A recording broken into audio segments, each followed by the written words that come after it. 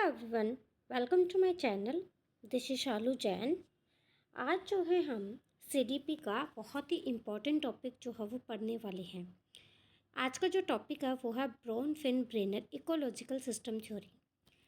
आप कोई भी एस्टेट का पेपर उठा के देख लो, चाहे टीजीटी हो, चाहे पीजीटी हो, चाहे पीआरटी हो, तीनों लेवल पर हर साल जो है इसमें से एक क्वेश्चन जो है वो डेफिनेटली पूछा ही जाता है। कोई भी पेपर, पिछले साल के जितने पेपर मैंने अभी तक पढ़ाए हैं सभी में जो है इसका एक क्वेश्चन जो है, एक या दो क्वेश्चन जो है पूछा गया है।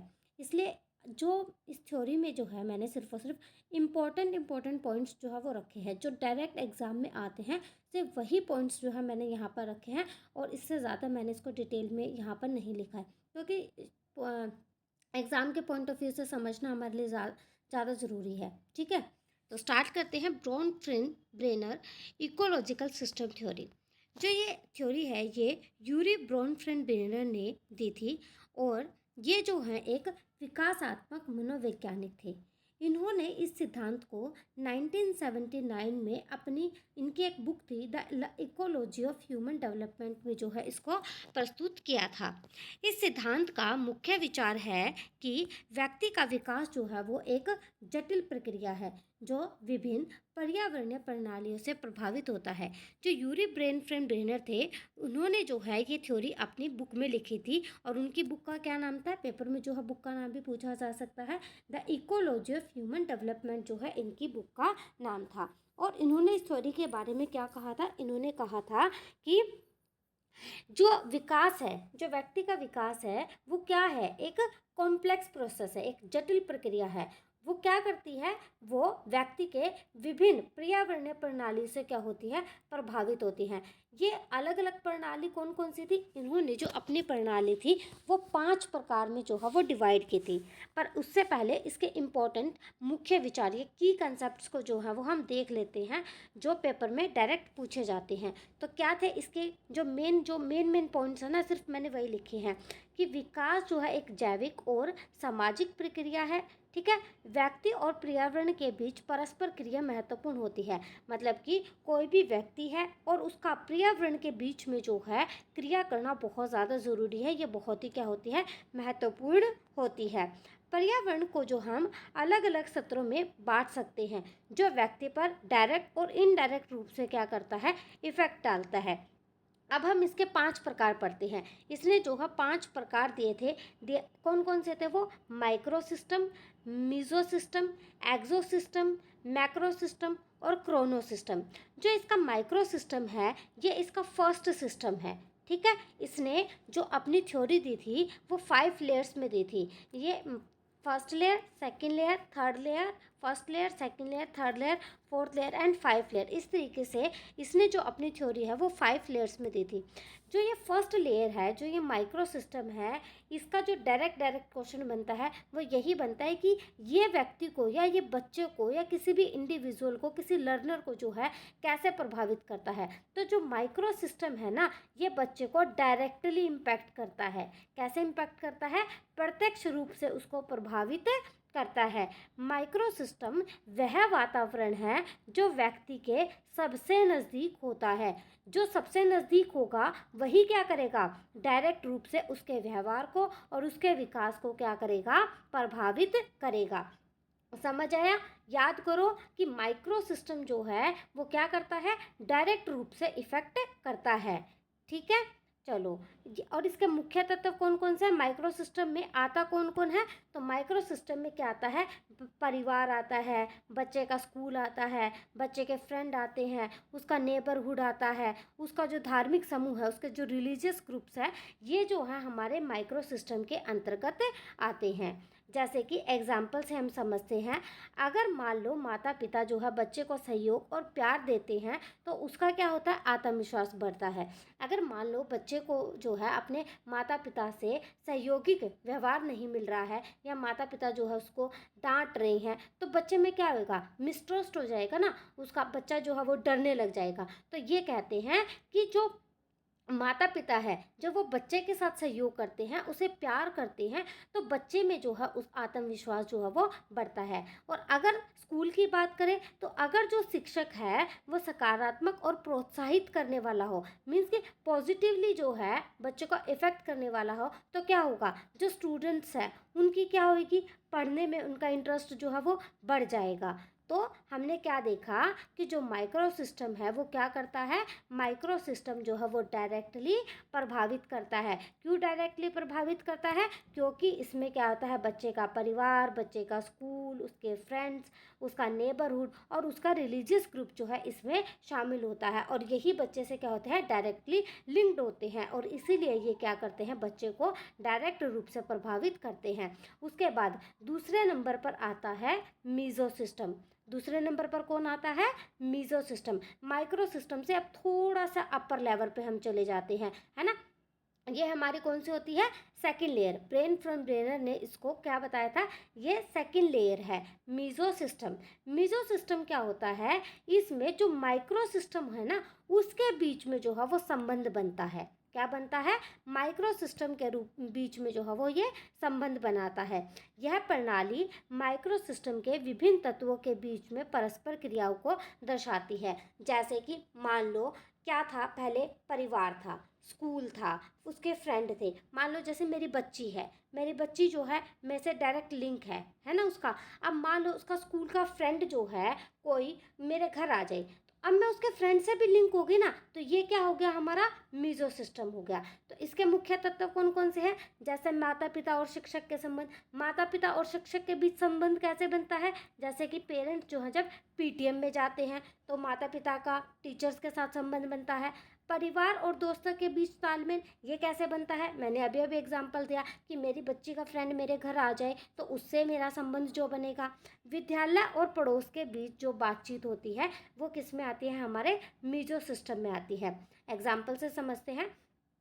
यदि माता पिता शिक्षक के साथ मिलकर बच्चे की पढ़ाई पर ध्यान देते हैं तो उसका शैक्षिक प्रदर्शन क्या है, बेहतर होता है। तो ऐसा कब होता है, जब पेरेंट्स टीचर मीटिंग होती है। ऐसा तभी होता है ना जब आपने देखा होगा कि जो पेरेंट्स है वो टीचर से कब मिलते हैं, पीटीएम पर मिलते हैं ना, डेली डेली थोड़ी ना मिलते हैं, पीटीएम पर मिलते हैं। यदि बच्चे के दोस्त जो है पढ़ाई में अच्छे हैं तो वह भी क्या होगा, उससे प्रेरित होगा। अब आता है नेक्स्ट सिस्टम। नेक्स्ट सिस्टम कौन सा, हमारा एक्सो सिस्टम। कौन सा है, एक्सो सिस्टम। और ये कौन सी लेयर है, ब्रेन फ्रेंड ब्रेनर के अकॉर्डिंग ये है थर्ड लेयर। फर्स्ट लेयर कौन सी थी, माइक्रो सिस्टम। सेकेंड लेयर कौन सी थी, मीजो सिस्टम। अब आती है थर्ड लेयर। थर्ड लेयर कौन सी है, एक्सो सिस्टम। एक्सो सिस्टम का जो मेन पॉइंट क्या है वो है कि अप्रत्यक्ष रूप से प्रभाव डालता है।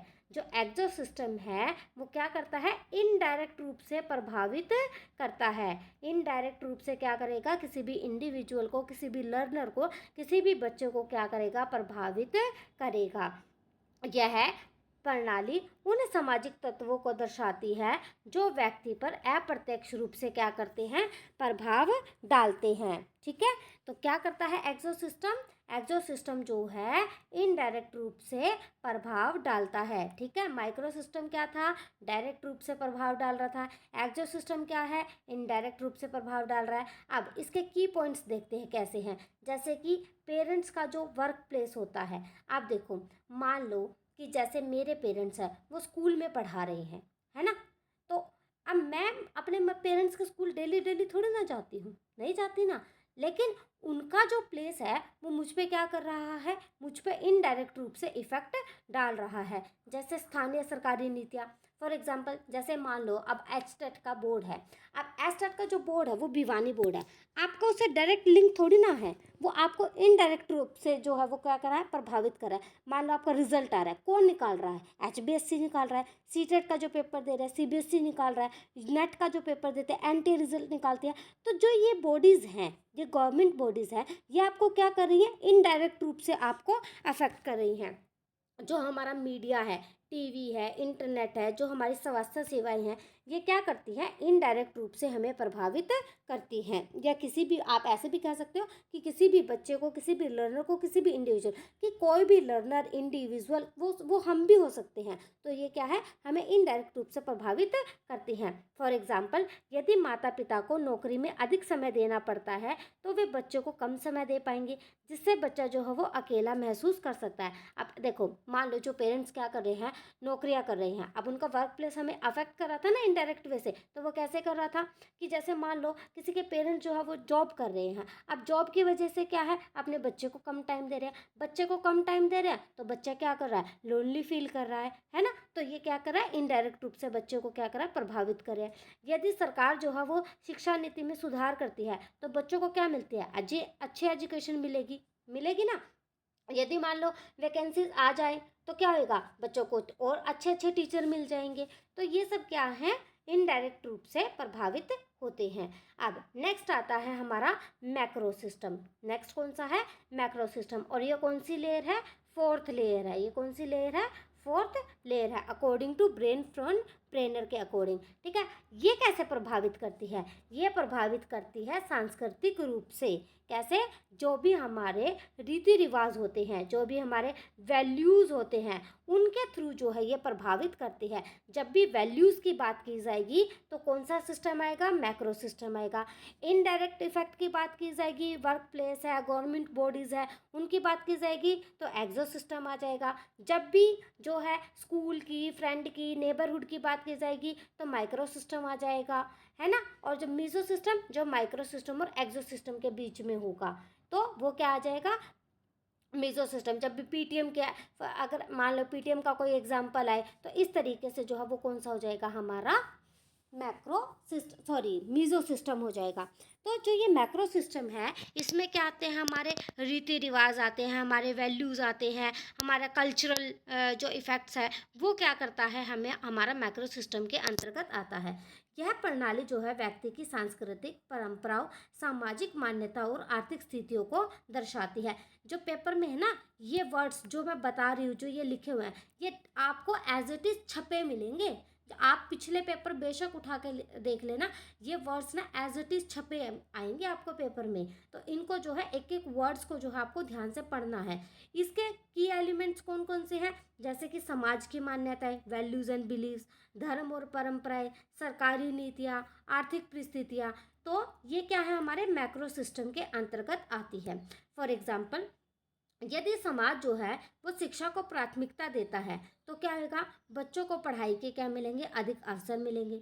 यदि कोई देश जो है महिलाएं की शिक्षाओं को महत्व देता है तो वहाँ अधिक लड़कियां पढ़ाई करेंगी, है ना। तो हमने क्या देखा, जो हमारा मैक्रो सिस्टम है वो कैसे प्रभावित करता है, सांस्कृतिक रूप से प्रभावित करता है। इसमें क्या क्या आते हैं, वैल्यूज़ आते हैं, सांस्कृतिक परंपराएं आती हैं, सामाजिक मान्यताएं आती है। ठीक है, जो ये की एलिमेंट दे रखे हैं ना, ये जो है मेन पॉइंट्स हैं इसके, समाज की मान्यताएं, धर्म और परंपराएं, सरकारी नीतियाँ, आर्थिक परिस्थितियाँ। तो ये किसके अंदर आ गई, हमारे एक्सो सिस्टम के अंदर आ गई। लास्ट है हमारा क्रोनो सिस्टम। ये कौन सा सिस्टम है, क्रोनो सिस्टम, और ये लास्ट लेयर आती है। क्रोनो सिस्टम में क्या होता है, टाइम के साथ चेंज होता है। क्या होता है, टाइम के साथ जो वो है चेंज जो है वो हमारा किस में आता है, क्रोनो सिस्टम के अंतर्गत आता है। यह प्रणाली जो है समय के साथ व्यक्ति और उसके पर्यावरण में होने वाले परिवर्तनों को जो है वो दर्शाती है। इसके की एलिमेंट कौन कौन से हैं, जैसे कि व्यक्तिगत जीवन की घटनाएं, फॉर एग्जांपल पेरेंट्स का तलाक हो जाना, किसी प्रियजन की मृत्यु हो जाना, या समाज में होने वाले परिवर्तन जैसे कि युद्ध, महामारी, तकनीकी विकास। तो ये किस में आ जाएंगे, हमारे क्रोनो सिस्टम में। जैसे कोविड-19 का अगर हम एग्जाम्पल लेके चले तो वो किस में आएगा, हमारा क्रोनो सिस्टम के अंतर्गत आएगा। एक बार और देख लेते हैं हम शुरू से कि माइक्रो सिस्टम कौन सा था, मैक्रो सिस्टम कौन सा था। देखो, माइक्रो सिस्टम जो था वो क्या कर रहा था, डायरेक्ट रूप से इफेक्ट डाल रहा था। इसके की एलिमेंट कौन कौन से थे जो आपको याद रखने, पेरेंट्स, स्कूल, फ्रेंड, नेबरहुड और धार्मिक समूह, रिलीजियस ग्रुप। नेक्स्ट था हमारा मीजो सिस्टम। मीजो सिस्टम क्या कर रहा था, हमारा जो माइक्रो सिस्टम के बीच में जो संबंध होता है वो होता है हमारा मीजो सिस्टम। इसमें कौन कौन सा था, माता पिता और शिक्षक के संबंध, है ना, परिवार और दोस्त के बीच तालमेल, विद्यालय और पड़ोस के बीच जो बातचीत होती है वो। उसके बाद था एक्सो सिस्टम। एक्सो सिस्टम कैसे प्रभावित कर रहा था, इनडायरेक्ट रूप से प्रभावित कर रहा था। इसके की पॉइंट कौन कौन से थे, माता पिता का कार्यस्थल, स्थानीय सरकारी नीतियाँ, मीडिया, स्वास्थ्य सेवाएं। नेक्स्ट कौन सा था हमारा, मैक्रो सिस्टम। ये इसमें क्या क्या था, सांस्कृतिक प्रभाव, हमारे वैल्यूज़, हमारे बिलीफ, हमारे रीति रिवाज, हमारे कल्चर्स, है ना, ये किस में थे, मैक्रो सिस्टम में। इसके मुख्य तत्व कौन कौन से हैं, समाज की मान्यताएं, धर्म और परंपराएं, सरकारी नीतियाँ और आर्थिक परिस्थितियाँ। उसके बाद कौन सा था, क्रोनो सिस्टम। क्रोनो सिस्टम में क्या था, समय के साथ जो परिवर्तन आता है वो किस में आता है, क्रोनो सिस्टम में आता है।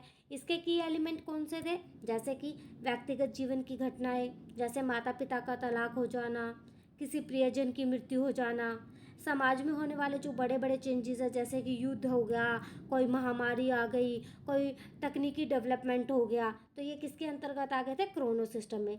क्रोनो सिस्टम का बेस्ट एग्जांपल कौन सा हो सकता है, मान लो कि अगर कोई बच्चा छोटे शहर से बड़े शहर में शिफ्ट होता है तो उसका जो सामाजिक जीवन है वो क्या हो जाएगा, पूरी तरीके से बदल जाएगा। मान लो कोई बच्चा गांव से शहर में चला जाता है, उसका जीवन प्रॉपर वे से बदल जाता है। कोविड-19 की जो महामारी के कारण बच्चों की शिक्षा ऑनलाइन हो गई थी, तो उससे बच्चों की पढ़ाई का तरीका जो बदल गया, तो ये किस में आया, क्रोनो सिस्टम में। क्रोनो सिस्टम में जो चेंज आता है वो किसकी वजह से आता है, टाइम की वजह से। किसकी वजह से आता है, टाइम की वजह से जो चेंज आता है वो किस में आता है, क्रोनो सिस्टम में आता है। अब जो है इसके कुछ इंपॉर्टेंट क्वेश्चन देख लेते हैं। पहले कंक्लूजन देख लेते हैं कि जो ब्रोनफ्रेंड ब्रेनर का पारिस्थितिक प्रणाली सिद्धांत यह समझने में मदद करता है कि व्यक्ति का विकास केवल उसकी निजी विशेषताओं पर निर्भर नहीं करता, बल्कि उसके आसपास का सामाजिक, सांस्कृतिक और आर्थिक वातावरण भी इसमें महत्वपूर्ण भूमिका निभाता है। क्या समझ आया कि जो ब्रेन फ्रेंड ब्रेनर का इकोलॉजिकल सिस्टम है वो हमें ये समझने में हेल्प करता है कि कोई भी जो इंडिविजुअल है, कोई भी जो लर्नर है, उसका जो डेवलपमेंट है केवल उसकी प्राइवेट, उसकी जो निजी जिंदगी है उसकी विशेषताओं पर ही वो डिपेंड नहीं करता, बल्कि उसमें क्या क्या होते हैं, उसके आसपास का सामाजिक, सांस्कृतिक, उसका आर्थिक वातावरण, ये सब जो है उसके जीवन में महत्वपूर्ण भूमिका निभाते हैं। तो इससे हमें क्या सीख मिली, हमने क्या सीखा इससे, व्यक्ति और समाज के बीच में क्या होता है, गहरा संबंध होता है। माता पिता, शिक्षक, सरकार और समाज, ये सभी जो है क्या करते हैं, विकास को प्रभावित करते हैं। और समय के साथ पर्यावरणीय कारक भी जो है वो बदलते रहते हैं, जिससे व्यक्ति के विकास पर क्या होता है, प्रभाव पड़ता है। आप जो है इसके कुछ इंपॉर्टेंट एमसीक्यूज देख लेते हैं। देखो अब अगर आपने थ्योरी को ध्यान से समझा होगा तो आप आंसर अपने आप कर दोगे। यूरी ब्रेन फ्रेंड ब्रेनर का इकोलॉजिकल सिस्टम थ्योरी किस क्षेत्र से संबंधित है, फिजिक्स से, बायोलॉजिकल साइंस से, डेवलपमेंटल साइकोलॉजी से या केमिस्ट्री से। आप देखो बच्चे इस क्वेश्चन में कंफ्यूज हो सकते हैं। कुछ बच्चे इसका आंसर सोच रहे होंगे कि बी आएगा, कि बायोलॉजिकल, क्योंकि इस थ्योरी का जो नाम है वो इकोलॉजिकल सिस्टम थ्योरी ना, तो बच्चे सोचेंगे कि बायोलॉजिकल आएगा। नहीं, यहाँ पर ये जो थ्योरी है यूरी ब्रेन फ्रेंड ब्रेनर ने, वो किसके बारे में दी थी, डेवलपमेंट के बारे में दी थी। और क्वेश्चन भी क्या है, किस क्षेत्र से संबंधित है, तो ये किस क्षेत्र से संबंधित है, विकासात्मक मनोविज्ञान, डेवलपमेंटल साइकोलॉजी से जो है ये संबंधित है। Next question, ecological system theory में कितने लेवल हैं, तो कितने लेवल हैं, 3, 4, 5 या 6, तो कितने लेवल हैं, 5 लेवल हैं। ठीक है, 5 लेवल हैं। ये तो इजी क्वेश्चन है। अब तो आपसे क्वेश्चन जो है इजीली बन रहे होंगे। व्यक्ति के सबसे नज़दीकी पर्यावरण के को कौन सा स्तर दिखाता है। देखो नज़दीकी पर्यावरण के बारे में बात की गई है, जो उसके सबसे पास में होता है। तो meso system, micro system, macro system या एक्सो सिस्टम, तो सबसे पास उसके कौन सा होता है, माइक्रो सिस्टम होता है। नेक्स्ट क्वेश्चन, माता पिता और शिक्षक के बीच संबंध, माता पिता और शिक्षक के बीच संबंध किस प्रणाली का हिस्सा है, डायरेक्ट ये सेम क्वेश्चन जो है स्टेट में पूछा गया था। ये माइक्रो में, मीजो में, मैक्रो में या एक्सो में। देखो माता पिता किस में आते हैं, बच्चे के माइक्रो में आते हैं। और शिक्षक जो है उसके बीच में जो संबंध है, ठीक है, माता पिता और शिक्षक दोनों किस में आते हैं, माइक्रो में। लेकिन उनके बीच में अब क्या हो रहा है, रिलेशन बन रहा है, तो वो किसका आ जाएगा, मीजो सिस्टम में आ जाएगा। है ना। नेक्स्ट क्वेश्चन, एक बच्चे के माता पिता की नौकरी जो बच्चे पर अप्रत्यक्ष रूप से कैसे कर रही है, इनडायरेक्ट रूप से प्रभाव डाल रही है, तो वो किस स्तर पे आ जाएगा, इनडायरेक्ट रूप से जो प्रभाव डालते हैं वो किस में आता है, हमारे एग्जो सिस्टम में आता है। ठीक है। नेक्स्ट क्वेश्चन, किस स्तर में संस्कृति, परंपराएं और सामाजिक मान्यताएं आती हैं, हमारे वैल्यूज़, हमारे ट्रेडिशन, हमारा सोशल मान्यताएं जो हैं वो किस में आती हैं, वो आती हैं हमारे मैक्रो सिस्टम में। मैक्रो सिस्टम में हम किसके बारे में पढ़ते हैं, वैल्यूज़ के बारे में, बिलीफ्स के बारे में, रीति रिवाजों के बारे में। ठीक है, तो इन सब चीज़ों के बारे में हम किस में पढ़ते हैं, मैक्रो सिस्टम में पढ़ते हैं। यही यहाँ पर पूछा गया है, तो क्या आ जाएगा, मैक्रो सिस्टम। नेक्स्ट क्वेश्चन क्या है, समय के साथ होने वाले परिवर्तन, टाइम के साथ जो चेंज होता है वो किस में आता है, क्रोनो सिस्टम में। किस में आता है, क्रोनो सिस्टम में। नेक्स्ट क्वेश्चन, स्कूल और परिवार और दोस्तों का व्यक्ति के विकास पर सबसे अधिक प्रभाव पड़ता है क्योंकि वे किस प्रणाली का हिस्सा होते हैं। देखो, स्कूल, परिवार और दोस्त ये व्यक्ति के विकास पर सबसे ज़्यादा प्रभाव डालते हैं। तो स्कूल, परिवार और दोस्त ये कहाँ आते हैं, व्यक्ति के सबसे निजी, सबसे मतलब क्लोजेस्ट जो फैक्टर है, उसका स्कूल, उसका परिवार और उसके दोस्त, तो वो किस में आएंगे, हमारे माइक्रो सिस्टम में आएंगे। तो ब्रेन फ्रेंड ब्रेनर के अकॉर्डिंग ये किस में आएंगे, माइक्रो सिस्टम में आएंगे। यदि सरकार जो है वो शिक्षा नीति में बदलाव करती है तो कैसा होगा, इनडायरेक्ट इम्पैक्ट होएगा, है ना। तो यह किस प्रणाली के अंतर्गत आएगा, ये हमारे एक्सोस, यहाँ पर गलत लिखा हुआ है, मैक्रो नहीं आना चाहिए इसका आंसर, इसका आंसर जो है एक्सो सिस्टम आना चाहिए। यदि सरकार जो है किसी शिक्षा नीति में जो है वो बदलाव करती है तो वो किस में आएगा, हमारे एक्सो सिस्टम में आएगा। 1 मिनट फिर भी चेक कर लेते हैं, मैं गलत नहीं आपको बताना चाहती।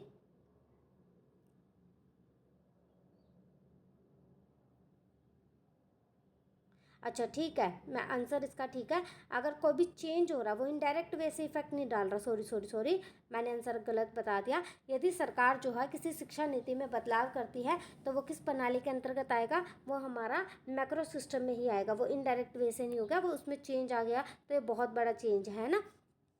जब कोई बच्चा किसी नए देश में जाता है और नई संस्कृति को अपनाता है, ठीक है, तो वो किस प्रणाली के अंतर्गत आता है, देखो वो नए देश में जा रहा है ना, शहर से गांव आए या गांव से शहर जाए, तो वो उसमें किस में आता है, ये हमारा क्रोनो सिस्टम के अंतर्गत आता है।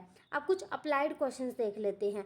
अगर कोई बच्चा जो है अपने माता पिता के तलाक से प्रभावित होता है तो यह किस प्रणाली का उदाहरण है, तलाक हो रहा है माता पिता का, तो किस में आ जाएगा, क्रोनो सिस्टम में आ जाएगा। यदि स्कूल और परिवार के नियम अलग अलग हैं और बच्चा भ्रमित महसूस करता है तो यह किस प्रणाली का हिस्सा होगा, स्कूल और परिवार के बीच की बात हो रही है ना, तो किसके आ जाएगा, हमारा मीजो सिस्टम में आ जाएगा। बच्चे का मीडिया जैसे टीवी, इंटरनेट से प्रभावित होना किस प्रणाली में आता है, तो टीवी कैसा है, इनडायरेक्ट वे से हमें हेल्प वो इफेक्ट करता है, तो क्या आ जाएगा, एक्सो सिस्टम आ जाएगा। कोई बच्चा अगर किसी समुदाय की परंपराओं और धर्म से प्रभावित होता है तो यह किस प्रणाली का उदाहरण है, तो यह भी हमारा क्या है, मैक्रो सिस्टम का आंसर, इसका आंसर जो है मैक्रो सिस्टम आ जाएगा। अगर कोई बच्चा अपने माता पिता की नौकरी के कारण बार बार शहर बदलता है तो यह किस प्रणाली का हिस्सा होगा, यह क्रोनो सिस्टम का हिस्सा होगा। अगर माता पिता और पड़ोसी जो हैं वो बच्चे के व्यवहार पर चर्चा करते हैं तो यह किस प्रणाली में, माता पिता और पड़ोसी बीच का संबंध है, तो मीजो सिस्टम आ जाएगा, है ना। मैं आंसर किस लिए बता रही हूँ, क्योंकि ये सारे के सारे क्वेश्चन ब्रॉन ब्रेनर के, अगर मान लो डिफरेंट क्वेश्चन जो बीच में लिए होते तो मैं आपको डिटेल में इसको एक्सप्लेन करती। अभी अभी आपने थ्योरी पढ़ी है तो आपको सारे आंसर आपसे ईजिली बढ़ रहे होंगे। यदि कोई सरकार जो है बच्चों की शिक्षा को अनिवार्य बना देती है तो यह किस प्रणाली के अंतर्गत आएगा, देखो सरकार कर रही है ना कुछ काम, शिक्षा नीति में जो चेंज कर रही है, अभी जो हमने ऊपर क्वेश्चन गलत कर दिया था, मैंने गलत आपको बता दिया था, तो सरकार जो है नीतियों में चेंज कर रही है तो वो किस में आ जाएगा, मैक्रो सिस्टम में आ जाएगा हमारा। अगर कोई बच्चा कोविड-19 महामारी के दौरान जो है ऑनलाइन शिक्षा अपनाता है तो यह किस प्रणाली में आएगा, टाइम चेंज की बात हो रही है तो क्रोनो सिस्टम आ जाएगा हमारा। बच्चे की शिक्षा पर माता पिता की नौकरी का अप्रत्यक्ष रूप से जो है प्रभाव पड़ता है तो ये किस प्रणाली में आएगा, ये हमारे एक्सो सिस्टम में आएगा। ब्रोनफ्रेंड ब्रेनर का सिद्धांत किस प्रकार के विकास पर केंद्रित है? उसके शारीरिक विकास पर, मानसिक विकास पर, सामाजिक और पर्यावरणीय विकास पर, या उसके आनुवंशिक विकास पर? तो जो ब्रेनफ्रेंड ब्रेनर का जो सिद्धांत था वो किस पर था? सोशल एंड उसके एनवायरमेंटल डेवलपमेंट पर जो है वो डिपेंड था। ठीक है, तो वो किसको प्रभावित करता है, किसका केंद्र है वो? सामाजिक और पर्यावरणीय विकास का जो है वो केंद्र माना जाता है। आई होप आपको ये वीडियो अच्छी लगी होगी और आपको ये कंसेप्ट जो है वो अच्छे से समझ आ गया होगा। तो अगर आपको कंसेप्ट अच्छे से समझ आए तो लाइक ज़रूर करना, चैनल को सब्सक्राइब करना बिल्कुल भी मत भूलना। मिलते हैं नेक्स्ट वीडियो में, तब तक के लिए बाय।